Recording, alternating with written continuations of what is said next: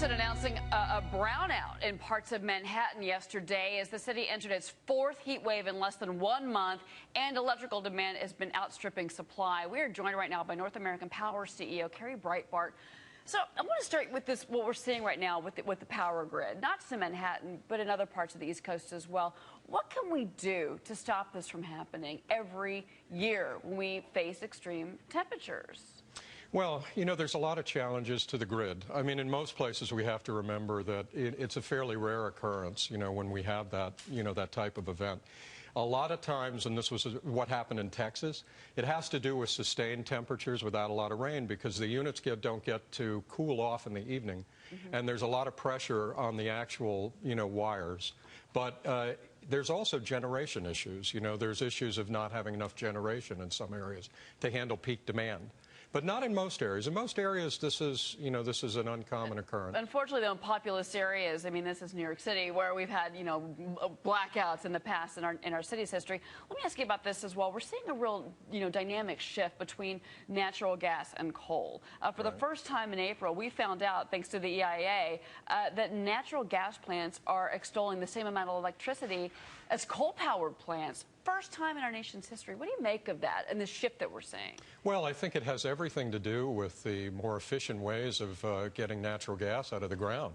You know, fracking. I mean, the supply of natural gas now is growing so dramatically, and the cost relationship between coal and natural gas has come in line so much that, you know, when you add the EPA restrictions on coal, it makes no sense to build, you know, a coal-fired plant.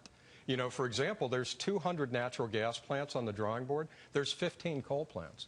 You know, and this is going to continue. But the EPA, I mean, but there are challenges, obviously, to the EPA, and we're waiting on another ruling as well. I mean, you know, the emissions that these coal plants are throwing out into the atmosphere, the EPA is on that, so that's another issue. Let me ask you this, though. You know, overall, because you've gotten to kind of the renewable side with your business, how are you finding that you can actually save customers money without stressing the grid?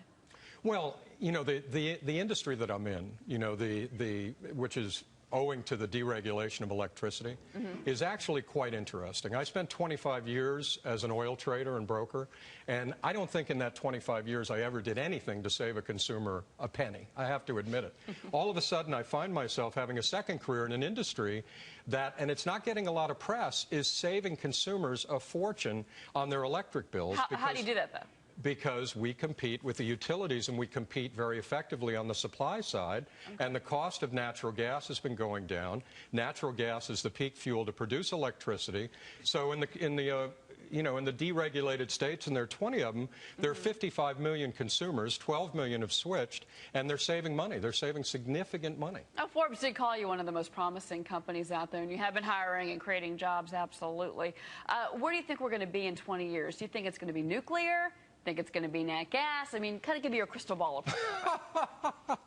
Oh, I don't know how good my crystal ball is, but nuclear, boy, it's hard to think it will be nuclear, isn't it? You know, I mean, it takes 20 years to even get permits for a plant.